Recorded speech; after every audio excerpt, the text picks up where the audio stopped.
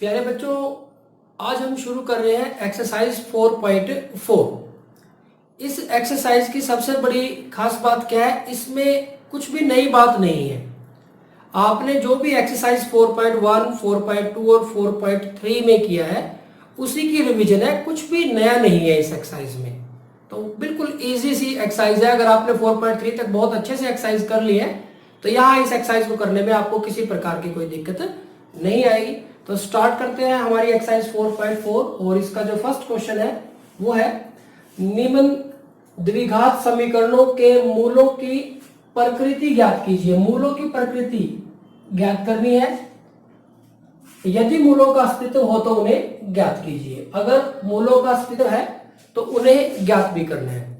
अब देखो, मूलों की प्रकृति ज्ञात करने के लिए हम क्या निकालते हैं? विविक्त कर निकालते हैं, जिसको हम डिस्क्रिमिनेंट डी बोलते हैं।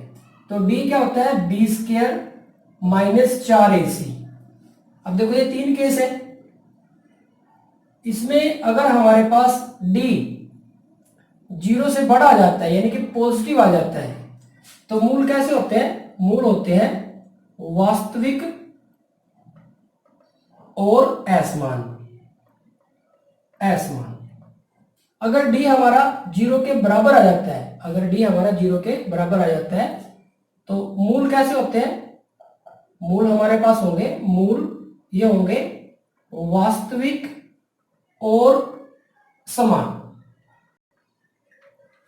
और डी अगर हमारा 0 से छोटा आ जाता है यानी कि नेगेटिव आ जाता है, माइनस का आ जाता है, तो कोई वास्तविक मूल नहीं। तो ये मूलों की प्रकृति है। और प्यारे बच्चों, हमने ये एक्सरसाइज 4.3 में हमारा सेकंड क्वेश्चन किया था। अब देखो, इन दोनों केसेस में मूलों का अस्तित्व है। चाहे डी का मान 0 के बराबर हो चाहे 0 से बड़ा है, तो मूलों का अस्तित्व है। यानी कि अगर ये दो केस हुए तो हमें मूल भी ज्ञात करने हैं। अगर ये केस हुआ तो हमारा क्वेश्चन यहीं पे रुक जाएगा। तो प्यारे बच्चों, देखते हैं क्वेश्चन। वैसे तो हम ये कर चुके हैं हमारे पास एक्सरसाइज 4.3 के क्वेश्चन नंबर सेकंड में, तो थोड़ा सा और रिवीजन हो जाएगी इसी बहाने से। तो फर्स्ट का हमारे पास फर्स्ट पार्ट है 2x square minus 3x plus 5 बराबर है 0।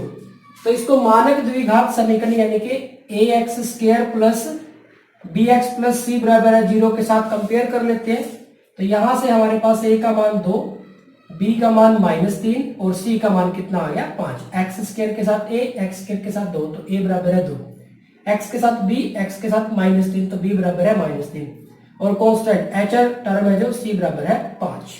अब हम d निकालेंगे। विविक्त कर या डिस्क्रिमिनेंट क्या होता है? b square minus 4ac। तो d आ जाएगा हमारे पास b -3 का स्क्वायर माइनस 4 गुना a का मान 2 और c का मान 5। तो d आ गया हमारे पास -3 का स्क्वायर। हमारे पास -3 का स्क्वायर हो जाएगा, हमारे पास कितना हो जाएगा? ये 9 हो जाएगा। माइनस 4 दूनी 8, 8 पंजे 40, तो 40 आ गया। तो d का मान हमारे पास आ गया -31। अब d का मान माइनस का आ गया, तो d का मान अगर माइनस आ जाता है तो हमारे पास मूल कैसे होंगे? कोई वास्तविक मूल नहीं। यहां पे मूलों का अस्तित्व नहीं है, कोई भी वास्तविक मूल हमारे पास नहीं है यहाँ पे। क्यों ऐसा क्यों हुआ? क्योंकि हमारे पास जो d का मान है वो कैसा आ गया? नेगेटिव आ गया। तो या तो 0 आता या पॉजिटिव आता तो ये क्वेश्चन आगे चलता। अब ये क्वेश्चन हमारे पास यही रुक गया। तो प्यारे बच्चों, ये है हमारे पास क्वेश्चन नंबर फर्स्ट का फर्स्ट पार्ट। ठीक इसी तरह से अगर हम सेकंड पार्ट देखें तो सेकंड पार्ट में हमें दिया हुआ है 3x स्क्वायर माइनस 4 वर्गमूल 3x जमा 4 बराबर है 0। तो इसको मानक द्विघात समीकरण के साथ हम कंपेयर कर लेते हैं। तो यहां से a का मान आ जाएगा हमारे पास 3, b का मान आ जाएगा -4 वर्गमूल 3 और c का मान आ जाएगा 4। तो डिस्क्रिमिनेंट निकाल लेते हैं। ये है हमारे पास b स्क्वायर माइनस 4ac -4 वर्गमूल 3, इसका स्क्वायर -4 गुना a है 3 और c है 4। अब देखो माइनस -4 वर्गमूल 3 की हमें गुना करनी है -4 वर्गमूल 3 के साथ, वर्ग है ना, तो माइनस माइनस तो प्लस हो जाएगा, 4 की 4 के साथ 16 और वर्गमूल 3 की वर्गमूल 3 के साथ 3, तो 16 3 48, तो यहां से तो हमें मिला 48 माइनस, अब यहां पे 4 3 12, 12 चौके 48, तो डी का मान आ गया 0। तो डी अगर 0 आ जाता तो मूल कैसे होंगे, मूल होंगे हमारे मूल वास्तविक और समान होंगे, दोनों एक जैसे होंगे, समान होंगे। अब निकालेंगे कैसे, फॉर्मूला है हमारे पास x बराबर है -b प्लस माइनस वर्गमूल d बटे में 2a, तो x का मान रख देते हैं हमारे पास, तो माइनस b का मान कितना है हमारे पास, b का मान है -4 वर्गमूल 3, ध्यान रखोगे देखो माइनस यहाँ पे भी और b भी माइनस है, या तो सीधा ही आप इसको प्लस में लिख दो या फिर ऐसे लिखोगे प्लस माइनस वर्गमूल d का मान है 0 बटे में 2 गुना में a का मान है हमारे पास 3, a का मान 3 है, तो x बराबर है माइनस माइनस प्लस, तो 4 वर्गमूल 3 प्लस माइनस 0 का वर्गमूल 0 हो जाएगा बटे में 6, तो हमारे पास एक तो आ जाएगा x बराबर है 4 वर्गमूल 3 प्लस 0 बटे में 6, और एक आ जाएगा 4 वर्गमूल 3 माइनस 0 बटे में 6, तो x बराबर है 4 वर्गमूल 3 बटे में 6, तो यहां से कैंसिल कर लो, 2 दूनी 4 और 2 तिया 6, तो x का मान आ गया 2 वर्गमूल 3 बटे में 3, और यहां से x बराबर है 4 वर्गमूल 3 बटे में 6, 2 दूनी 4 2 तिया 6, तो x का मान आ गया 2 वर्गमूल 3 बटे में 3, तो दोनों एक जैसे आ गए हमारे पास, तो x है हमारे पास 2 वर्गमूल 3 बटे में 3 और 2 वर्गमूल 3 बटे में 3, तो ये हमारे पास इसका आंसर आ गया। मूल कैसे थे, वास्तविक और समान थे, और उनके आंसर क्या है 2 वर्गमूल 3 बटे में 3 और 2 वर्गमूल 3 बटे में 3, क्योंकि दोनों समान है तो दोनों एक जैसे ही आएंगे, तो ये हमारे पास इसका आंसर आ गया। अब देखो 2 वर्गमूल 3 बटे में 3 है, अब देखो 2 वर्गमूल 3 को हम लिख सकते हैं वर्गमूल 3 गुना में वर्गमूल 3, ये लिख सकते हैं, तो 1 वर्गमूल 3 कट जाएगा, तो ये इसको आप 2 बटे में वर्गमूल 3, यानी कि इसकी जगह पे दोनों की जगह पे 2 बटे वर्गमूल 3 और 2 बटे वर्गमूल 3 भी लिख सकते हैं। लेकिन आमतौर पे हम क्या करते हैं, जब नीचे है परिमेय संख्याओं तो हर का हम परिमेयकरण कर देते हैं, तो ये परिमेय करने के बाद कर्ण करने के बाद ऐसा ही बनेगा, तो जरूर नहीं है आप इसको यहाँ पे छोड़े तो भी ये आंसर बिल्कुल सही है। ठीक इसी तरह से थर्ड पार्ट की तरफ बढ़ते हैं।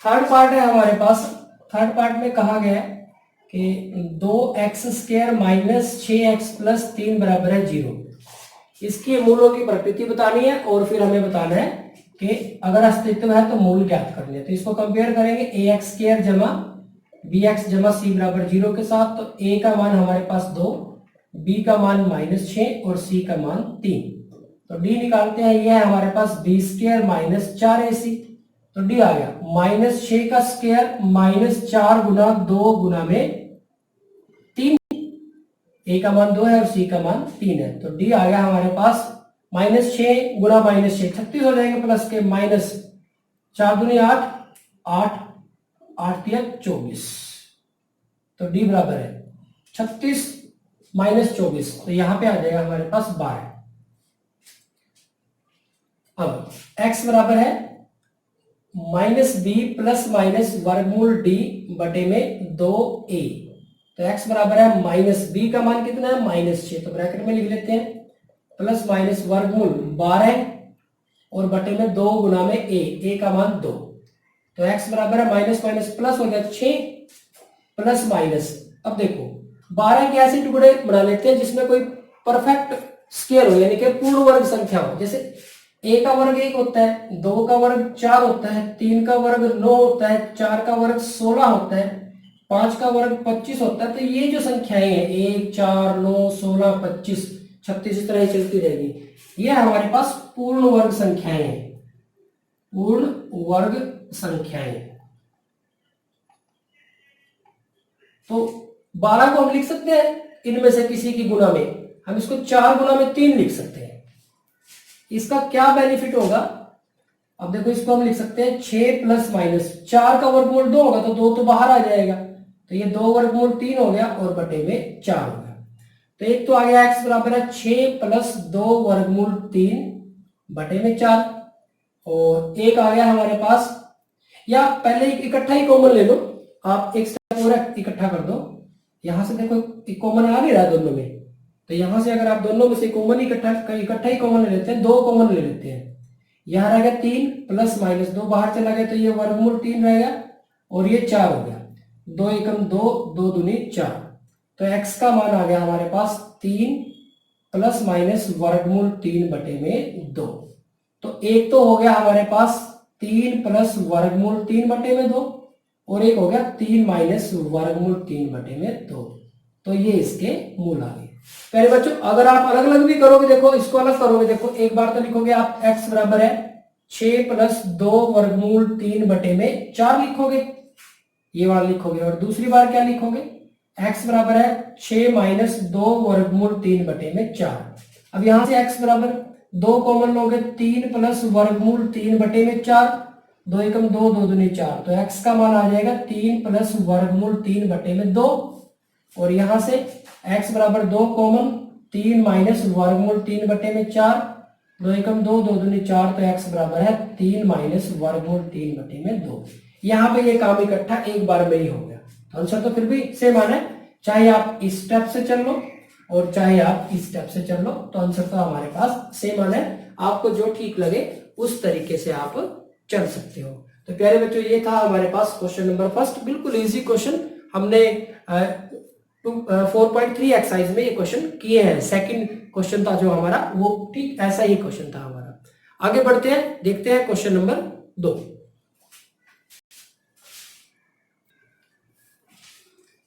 प्यारे बच्चों ठीक इसी तरह से हमारे पास सेकंड क्वेश्चन है, बिल्कुल इजी क्वेश्चन है, बस आपको कंसेप्ट क्लियर होना चाहिए। इसमें कहा गया है कि निम्न प्रत्येक द्विघात समीकरण में k का ऐसा मान ज्ञात कीजिए कि उसके 2 बराबर मूल हो। किसका मान निकालना है, k का, कब, जब इस द्विघात समीकरण के जो मूल है वो बराबर हो। अब मूल बराबर कब होते हैं, जब d का मान 0 के बराबर हो, तो d निकालना पड़ेगा और उसको 0 के बराबर रखना पड़ेगा, इतनी सी बात है। अब जब हम इसको मानक द्विघात समीकरण के साथ कंपेयर करेंगे तो यहां से हमारे पास a का मान आ जाएगा 2, b देखो ध्यान से, b x है और ये k x है, तो b का मान k हो गया हमारे पास और c का मान हो गया 3। अब देखो हम क्या लिखेंगे, हम लिखेंगे कि मूल बराबर होंगे यदि d बराबर है 0। मूल तो तभी बराबर होते हैं जब डिस्क्रिमिनेंट d विविक्त कर बराबर होता है, तो तब हमारे पास जो d है वो 0 के बराबर हो तो ही मूल बराबर होते हैं। अब d हमारा होता है क्या है, b स्क्वायर माइनस 4ac बराबर है 0, तो निकाल देते हैं हम d का मान k, तो k square minus 4 Guna a का मान 2 और c का मान 3 बराबर है 0, तो k स्क्वायर माइनस 4 दूनी 8, 8 या 24, 24 बराबर है 0, तो k स्क्वायर बराबर है 24, तो k बराबर है प्लस माइनस वर्गमूल 24, तो वर्गमूल 24 देखो फिर वही परफेक्ट स्क्वायर में कन्वर्ट करना है, तो 4 गुना में 6 ही लिख सकते हैं, तो k बराबर है प्लस माइनस 2, 4 से वर्गमूल 4 से 2 मिल जाएगा, 2 वर्गमूल 6, तो ये हमारे पास इसका आंसर आ गया। तो k के 2 मान हो सकते हैं ऐसे, एक तो प्लस का 2 वर्गमूल 6 और एक माइनस का 2 वर्गमूल 6, तो बिल्कुल इजी सा क्वेश्चन था। ठीक इसी तरह से सेकंड पार्ट है, सेकंड पार्ट में देखो जो द्विघात समीकरण है वो मानक रूप में नहीं दिया, मिक्स करके दे दिया, तो पहले इसको ठीक ढंग से लिखेंगे, तो ये लिखेंगे kx square minus 2kx plus 6 बराबर है 0, गुणा कर दी kx की x के साथ kx स्क्वायर, kx की माइनस 2 के साथ माइनस 2kx प्लस 6 बराबर है 0। इसको मानक द्विघात समीकरण के साथ जब हमने कंपेयर किया तो a का मान आ गया हमारे पास, देखो ध्यान से, a का मान है k, b का मान है माइनस 2k और c का मान है 6, तो फिर वही लिखेंगे हम के मूल बराबर होंगे यदि d बराबर है 0, डी यानी कि बी स्क्वायर माइनस 4ac बराबर है 0। तो -2 इसका स्क्वायर -4 गुना a का मान k है और c का मान 6 है बराबर है 0। तो -2 के स्क्वायर, यहां से कितना बन जाएगा, ये 4k स्क्वायर माइनस 24k बराबर है 0। अब देखो यहां से 4 से भाग कर देते हैं, ये आ जाएगा k स्क्वायर माइनस 6k बराबर है 0। तो अब इसमें से k कॉमन ले लेते हैं, तो ये आ गया k माइनस 6 बराबर है 0। तो अब देखो दो फैक्टर है ही हमारे पास, जैसे दो फैक्टर के लिए करते हैं उसी तरह से करेंगे, या तो k बराबर है 0 और या फिर k माइनस 6 बराबर है 0। तो यहां से k का मान आ गया 0 और यहां से k का मान आ गया 6। तो k बराबर है 0 और 6। तो हमारे पास ये दो आंसर हो जाएंगे इसके। तो प्यारे बच्चों ये है हमारे पास क्वेश्चन नंबर सेकंड। बिल्कुल इजी क्वेश्चन है, कॉन्सेप्ट आपको क्लियर होना चाहिए, बड़ी आसानी से आप इस क्वेश्चन को सोल्व कर लेंगे।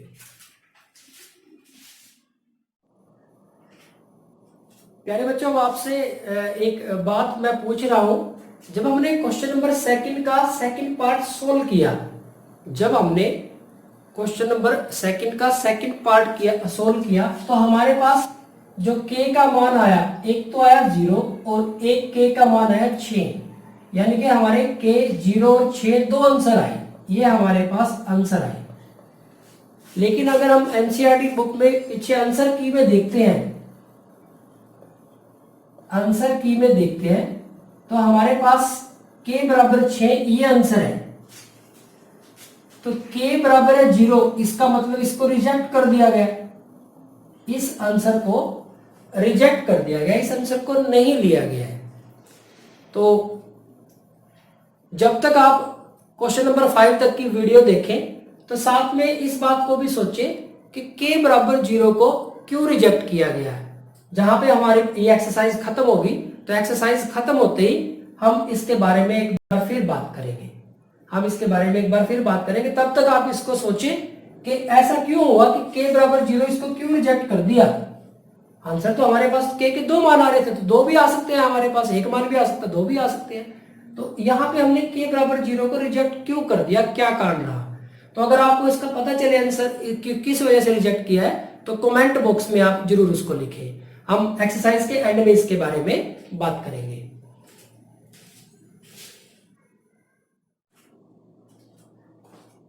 प्यारे बच्चों क्वेश्चन नंबर 3 है हमारे पास, बड़ा इंटरेस्टिंग क्वेश्चन है। पूछा गया आपसे कि क्या एक ऐसी आम की बगिया बनाना संभव है जिसकी लंबाई चौड़ाई से दोगुनी हो और उसका क्षेत्रफल 800 वर्ग मीटर हो। यदि है तो उसकी लंबाई और चौड़ाई ज्ञात कीजिए। कह रहा है कि अगर ये संभव है तो उसकी लंबाई और चौड़ाई हमें ज्ञात करनी है। यहाँ पे थोड़ा सा इसमें मिसप्रिंट है, यहाँ पे क्या एक ऐसी, यहाँ पे इसके लिए आयताकार शब्द आएगा, आयताकार आम की बगिया बनाना संभव है जिसकी लंबाई चौड़ाई से दुगनी हो और उसका क्षेत्रफल 800 मीटर स्क्वायर हो। यदि है तो उसकी लंबाई और चौड़ाई ज्ञात कीजिए। अब देखो इसका हल देखते हैं। ये हमारे पास इस तरह से हम एक आयताकार आम की बगिया ले लेते हैं। उसने कहा कि लंबाई चौड़ाई से दुगनी हो, तो चौड़ाई को अगर हम x मान लें तो लंबाई कितनी हो जाएगी 2x। तो हम लिखेंगे कि माना आयताकार आम की बगिया की चौड़ाई मानेंगे ना, चौड़ाई ये हमारे पास x मीटर है। तो फिर आयताकार आम की बगिया की लंबाई, तो इसकी लंबाई कितनी हो जाएगी, लंबाई इसकी दुगनी है, तो ये हो जाएगी हमारे पास 2x मीटर। अब प्रश्नानुसार हमारे पास क्या है कि आयताकार आम की बगिया का क्षेत्रफल, कितना है 800 वर्ग मीटर। अब क्षेत्रफल होता कितना है, लंबाई गुणा में चौड़ाई। तो क्या होता है, लंबाई कितनी है हमारे पास 2x गुणा चौड़ाई कितनी है x, बराबर है किसके 800 के। तो 2x² बराबर है 800। तो x² बराबर है 800 बटे में 2। तो x² बराबर है 2 एकम 2, 400 आ जाएगा। x² बराबर है 400, x² बराबर है 400। तो x बराबर है प्लस माइनस वर्गमूल 400। तो x बराबर है प्लस माइनस 20 का वर्ग 400 होता है, तो 400 का वर्गमूल 20 हो जाएगा। तो x का मान प्लस माइनस 20 हो गया। अब देखो x नेगेटिव तो हो नहीं सकता, क्योंकि लंबाई चौड़ाई तो नेगेटिव नहीं हो सकती। तो यहां से हम x का मान कितना ले लेते हैं 20, क्योंकि लंबाई चौड़ाई, यहाँ पे x हमने चौड़ाई मान रखी है ना, तो यही चौड़ाई लिख दो। लंबाई लिखना तो लंबाई लिख दो, तब भी कोई दिक्कत नहीं, क्योंकि चौड़ाई माइनस की नहीं, यानी कि ऋणात्मक नहीं हो सकती है। तो इस वजह से हमने माइनस को तो छोड़ दिया। तो x का मान आ गया 20। इसका मतलब आयताकार आम की बगिया की चौड़ाई कितनी आ गई 20 मीटर, और आयताकार आम की बगिया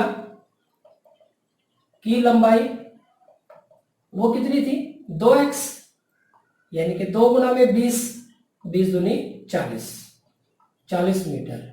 तो 20 मीटर और 40 मीटर, ये हमारे पास इसका आंसर आया। बिल्कुल संभव है, जो हमारे पास कंडीशन दी हुई थी उसके लिए हमने इसको सोल्व किया।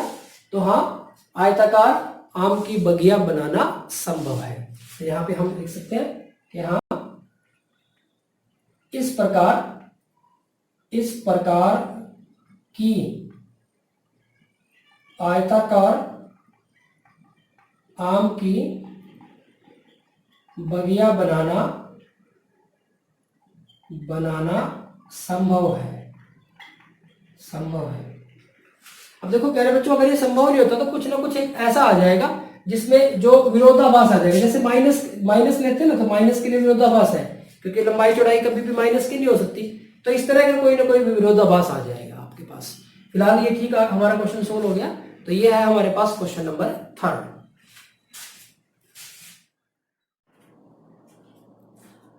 क्वेश्चन नंबर 4 में भी हमारे पास इसी तरह से पूछा गया है कि क्या ये परिस्थिति संभव है। क्वेश्चन नंबर 4 है, क्या निम्न स्थिति संभव है, यदि है तो उनकी वर्तमान आयु ज्ञात कीजिए। और हमारे पास जो क्वेश्चन की स्टेटमेंट है वो है 2 मित्रों की आयु का योग 20 वर्ष है। क्या है, 2 मित्रों की आयु का योग 20 वर्ष है। 4 वर्ष पूर्व उनकी आयु का गुणनफल 48 था। आयु कैसी है, वर्षों में। तो 4 वर्ष पूर्व उनकी आयु का गुणनफल 48 था। तो हम मान लेते हैं पहला मित्र और दूसरा मित्र, तो हम मान लेते हैं कि माना पहले मित्र की आयु, ये मान लिया हमने x वर्ष। तो इस तरह के हमने बहुत सारे क्वेश्चन किए। तो दूसरे मित्र की आयु, अब देखो उन दोनों की आयु का जोड़ 20 है। अगर पहले वाले की 15 हुई तो दूसरे वाले की 5 होगी। कैसे, 20 में से 15 माइनस कर दी। पहले वाले की अगर 12 हुई तो दूसरे वाले की कितनी होगी, 20 में से 12 माइनस करेंगे तो 8 पता चल जाएगा। पहले वाले की अगर 17 हुई तो दूसरे वाले की कितनी हो जाएगी, 20 माइनस 17। ये तो वैसे हम बात कर रहे हैं, कुछ भी हो सकती है। तो यहाँ 3 वर्ष, बहुत ज्यादा अंतर आ गया मित्रता में। और एक की अगर 11 वर्ष है तो दूसरे की 20 माइनस 11 9 वर्ष हो जाएगी। तो इस तरह से अगर एक की x है तो दूसरे की कितनी हो जाएगी, 20 माइनस x वर्ष। तो क्योंकि दोनों का जोड़ कितना है, 20 वर्ष है। अब ये तो हमने यूज कर लिया। अब आगे उसने कहा है कि 4 वर्ष पूर्व, तो 4 वर्ष पूर्व दोनों की आयु लिखो पहले। तो 4 वर्ष पूर्व पहले मित्र की आयु क्या करेंगे, इसमें से 4 माइनस कर देंगे, x माइनस 4 वर्ष, और 4 वर्ष पूर्व दूसरे मित्र की आयु, ये कितनी हो जाएगी, 20 माइनस x में से 4 माइनस कर देंगे तो ये आ जाएगा 16 माइनस x वर्ष। अब देखो प्रश्नानुसार क्या है। प्रश्नानुसार क्या, उनकी 4 वर्ष पहले उनकी आयु का गुणनफल 48 है। 4 वर्ष पूर्व एक तो है x माइनस 4 गुना एक है 16 माइनस x, किसके बराबर है ये 48 के बराबर है। अब यहां से करेंगे, देखो 16x इसके साथ माइनस x किया, इसके साथ माइनस के 64 और इसके साथ प्लस के 4x बराबर है 48। तो माइनस एक्स स्क्वायर 16 और 4 20x प्लस के 20x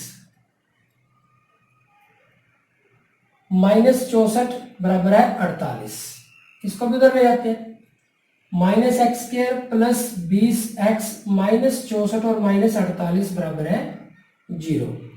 तो यहां से अगर हम इसको लिखें तो ये हो जाएगा minus x square plus 20x और 8 4 12 2 10 और 1 11, तो माइनस के 112 बराबर है 0। अब एक्स स्क्वायर माइनस क्या है तो माइनस 1 से मल्टीप्लाई कर लेते हैं, साइन के हो जाएंगे तो ये हो जाएगा एक्स स्क्वायर माइनस के एक्स स्क्वायर माइनस के 20x, ये प्लस का हो गया, ये माइनस का हो गया, ये प्लस का हो जाएगा, ये प्लस हमारे पास 112 बराबर है 0।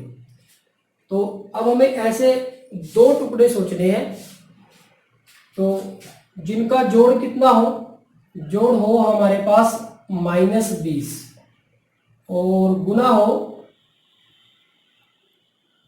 112, 112 गुना में 1 यानी कि 112। तो अब यहां से देखो भाई कितना हो सकता है, 112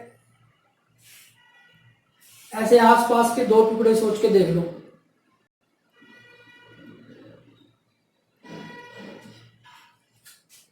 अगर हम 10 और 10 सोचें तो 100 बनेगा, 10 और 10 20 भी हो जाएंगे, दोनों माइनस के ले लेंगे तो यहां तो अगर हम 11 और 9 सोचें तो 99 होगा, और अगर हम 12 और 8 सोचें 96 होगा, ये तो कम हो रहा है। और अगर हम इससे ऊपर जाएं, इससे अगर हम ऊपर जाएं तो फिर हमारा ये नहीं बनेगा। मान लो हम 25 और 5 ले लें तो माइनस जोड़ माइनस 20 बनाने के लिए हमें ये तो माइनस का लेना पड़ेगा और ये प्लस का लेना पड़ेगा, लेकिन उनकी गुना माइनस की बन जाएगी, तो संभव नहीं है। यानी कि यहाँ ये वाली टेक्निक में थोड़ा सा आपको ज्यादा सोचना पड़ सकता है। तो जब इस तरह का डाउटफुल क्वेश्चन हो, टुकड़े तो देखो हमारे पास दूसरे तीसरे थोड़ा सा सोचने में टुकड़े बन जाते थे, क्योंकि डाउटफुल सिचुएशन है, ऐसी परिस्थिति पैदा हो भी सकती है कि नहीं, इसके बारे में पूछा गया है। तो हम क्या करते हैं, इसको ax square plus bx plus c बराबर 0 के साथ कंपेयर कर लेते हैं, अपने आप नहीं पता चल जाएगा d से। तो a का मान हमारे पास कितना आ गया 1, b का मान आ गया माइनस 20 और c का मान आ गया 112। तो d होता है हमारे पास b स्क्वायर माइनस 4ac, तो d आ गया हमारे पास माइनस 20 का स्क्वायर माइनस 4 गुना 1 गुना 112। तो d आ गया माइनस 20 का स्क्वायर तो 400 हो गया, और ये माइनस 4 दूनी 8 4 और 4, तो d का मान आ गया माइनस 48, 0 से छोटा आ गया, माइनस का आ गया, यानी कि कोई वास्तविक मूल नहीं है।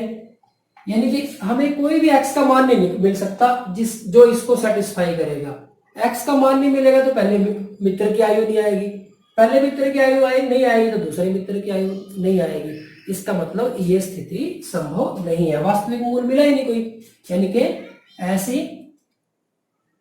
ऐसी स्थिति संभव नहीं है। तो ऐसी स्थिति हमारे पास संभव नहीं है, ऐसी स्थिति हमारे पास नहीं बनती है। तो प्यारे बच्चों ये था हमारे पास क्वेश्चन नंबर 4। यहाँ पे जब हमने फैक्टर बनाने की कोशिश की फैक्टर नहीं बने, और वैसे भी देखो पूछा गया है कि क्या ये स्थिति संभव है कि नहीं संभव। जब आपको ऐसा डाउट हो तो फिर ये इस तरह से हमारे पास डी पे पहुंचने के बाद हमें पता चल जाएगा कि स्थिति संभव है या नहीं है। डी अगर 0 आ गया या पॉजिटिव आ गया तो संभव है, डी अगर नेगेटिव आ गया तो इसका मतलब संभव नहीं है। प्यारे बच्चों ये है हमारे पास क्वेश्चन नंबर 4।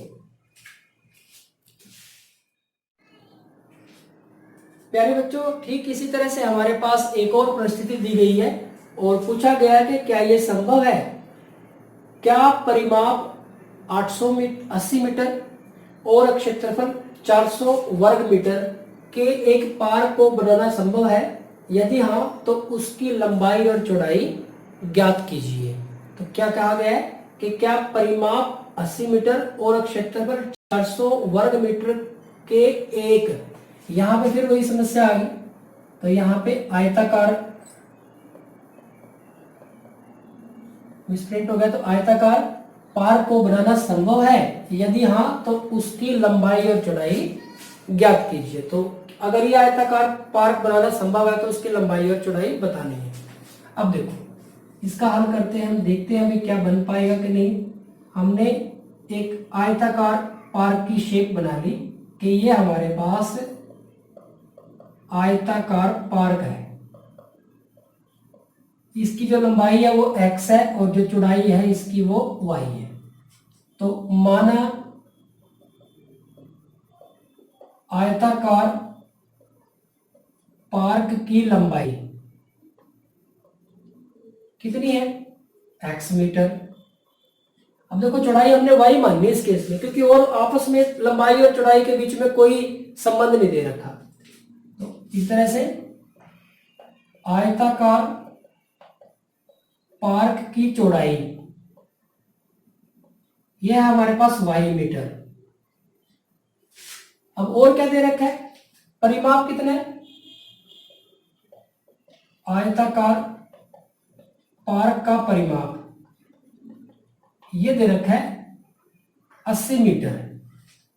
लेकिन परिमाप होता क्या है, 2 गुना में लंबाई जमा चौड़ाई, ये 80 के बराबर है, यानी कि 2 गुना x जमा वाई बराबर है 80। ये 2 इसके बटे में आ जाएगा, तो x जमा वाई बराबर है 80 बटे में 2, तो x जमा वाई बराबर है 40। तो एक समीकरण मिल गया हमें। ठीक इसी तरह से और क्या दिया हुआ है, आयताकार पार्क का क्षेत्रफल ये कितना दे रखा है, 400 मीटर स्क्वायर। और आयताकार पार्क का क्षेत्रफल होता है लंबाई गुना में चौड़ाई, 400। लंबाई हमारे पास x है, चौड़ाई हमारे पास y है, तो ये 400 के बराबर दे रखा है, यानी कि एक्स वाई या ऐसे रहने दो, x गुना में y बराबर है 400। ये समीकरण 2 हो गया हमारे पास। अब हमें इन दोनों को हल करना है, तो यहां से y का मान निकाल लेते हैं। यहां से y का मान कितना आ गया, 40 माइनस x। तो यहां से ये y का मान आ गया। तो क्या करेंगे कि y का मान समीकरण 2 में रखने पर, y का मान समीकरण 2 में रख दिया, तो ये हो गया x गुना 40 माइनस x बराबर है 400। तो ये हो गया 40x माइनस एक्स स्क्वायर बराबर है 400। अब इसको भी इधर ले आओ, तो 40x minus x square minus 400 बराबर है 0। या आप इसको ऐसे लिख दो कि minus x square plus 40x और माइनस 400 बराबर है 0। पहले एक्स स्क्वायर वाला फिर एक्स वाला और कांस्टेंट, साइन चेंज कर लो, एक्स स्क्वायर माइनस 1 से मल्टीप्लाई कर दिया, माइनस के 40x और प्लस 400 बराबर है 0। अब देखो जोड़ कितना होना चाहिए, जोड़ माइनस 40 और गुना 400। अगर मैं 20 के साथ करूं तो 400 हो गया, जोड़ माइनस 40 तो इसको भी माइनस और इसको भी माइनस, गुणा करते वक्त माइनस माइनस प्लस हो जाएगा, तो बन गया हमारा काम। यानी कि हमारे पास कितना आ गया, x square minus 20x minus 20x plus 400 बराबर है 0। तो यहां से x कॉमन आ गया, तो x माइनस 20 -20 कॉमन आया तो x - 20 बराबर है 0। तो x - 20 और x - 20 बराबर है 0। तो यहां से x - 20 बराबर है 0, तो x की वैल्यू 20 आ गया हमारे पास। और इससे x - 20 बराबर है 0, तो यहां से भी x की वैल्यू 20। तो दो अलग अलग वैल्यू नहीं आई, एक ही आई है। x का मान 20 आ गया हमारे पास। तो इसका मतलब आयताकार पार्क की लंबाई क्या है? x, यानी कि कितनी आ गई? 20 मीटर। और चौड़ाई क्या थी? आयताकार पार्क की चौड़ाई वो कितनी थी? y। और y कैसे निकलेगा? 40 - x, तो 40 - 20, तो ये भी कितना आ गया? 20 मीटर। तो लंबाई हमारे पास कितनी आ गई? लंबाई बराबर है 20 मीटर और चौड़ाई भी कितनी आ गई? 20 मीटर। तो कहीं कोई समस्या नहीं आई, आंसर आ गया।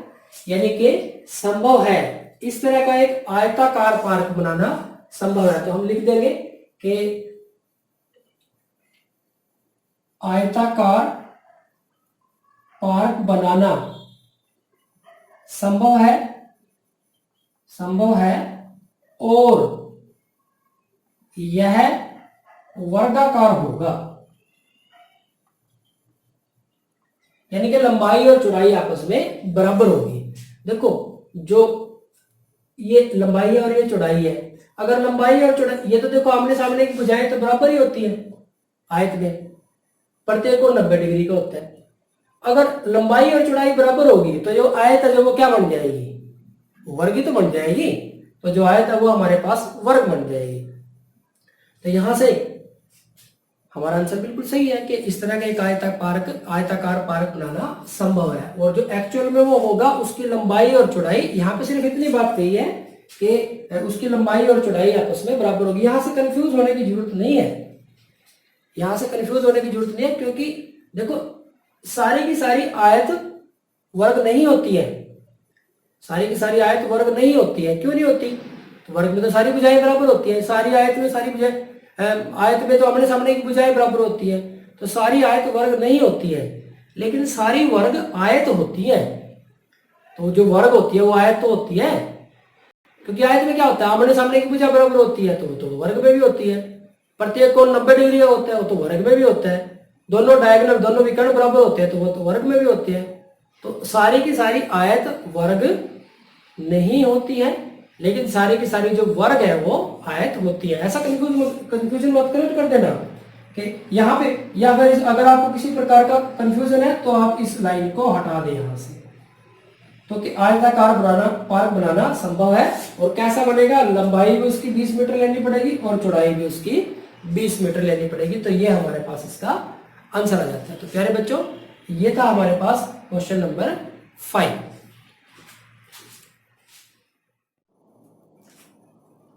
प्यारे बच्चों, जैसा कि हमने कहा था कि एक्सरसाइज के अंत में हम इसके बारे में बात करेंगे कि k का मान जो 0 है उसको क्यों छोड़ दिया गया, इस बारे में हम बात कर रहे हैं। अब देखो k के दो मान आए, एक तो 0 आया और एक 6 आया। किस लिए? कि ये जो द्विघात समीकरण है इसके जो मूल हैं वो बराबर है दोनों। अब देखो, ये द्विघात समीकरण का मानक रूप क्या है? kx² माइनस 2kx प्लस 6 बराबर है 0। इसको हमने कंपेयर किसके साथ किया था? ax² plus bx plus c बराबर है 0। तो a का मान कितना है?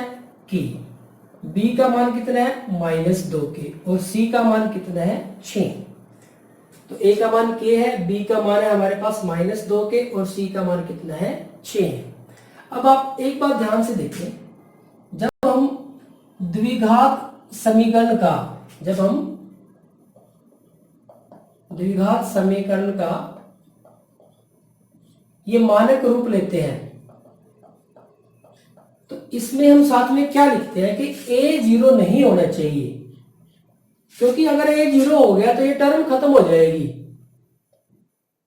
ये टर्म अगर खत्म होगी तो ये द्विघात समीकरण ही नहीं रहा। तो ए जीरो नहीं होना चाहिए। और क्या होता है कि ए, बी और सी वास्तविक संख्याएं होती है, वास्तविक संख्याएं। बी और सी तो जीरो हो सकता है, लेकिन ए जीरो नहीं होना चाहिए। अब देखो हमारे पास के मान कितने आए, एक तो 0 और एक 6, और के किसके बराबर है, ए के, यानी कि ए का मान 0 हो गया। यहां पे देखो अगर ये के 0 हो गया तो के 0 हो गया, तो फिर हमारे पास ये पार्ट ही खत्म हो गया। तो ये पार्ट ही खत्म हो गया, तो इसका मतलब ए का मान हमारा के है ना, हमारा ए कौन है, के। कौन नहीं 0 होना, ए नहीं 0 होना, इसका मतलब के 0 नहीं हो सकता। तो के 0 नहीं हो सकता, तो के 0 तो लेना ही नहीं हमने, तो इस वजह से के 0 के बराबर नहीं है, तो इसका मतलब के बराबर 6, यही हमारे पास इसका आंसर है। तो प्यारे बच्चों इस तरह का क्वेश्चन कई बार 1 अंक के लिए एग्जाम में आ जाता है। तो ये थी हमारी एक्सरसाइज 4.4, और यहाँ पे जो हमारा चैप्टर है वो खत्म हो जाता है। प्यारे बच्चों ये बेहद इंपॉर्टेंट चैप्टर है, और जो हम द्विघात समीकरण को हल करते हैं, ये कहीं पे भी किसी भी टॉपिक के बीच में इस तरह के एक्स में कोई क्वाड्रेटिक इक्वेशन द्विघात समीकरण आ जाएगा, या वाई में आ जाए, या किसी भी वेरिएबल में किसी भी चर में आ जाए, आपको वहां पे सोल्व करना पड़ सकता है, ये कहीं पे भी आ सकता है। तो इस वजह से ये बेहद इंपॉर्टेंट टॉपिक है, आप इसकी जितने ज्यादा प्रैक्टिस करेंगे उतना ही आपके लिए बढ़िया रहेगा। Thank you very much.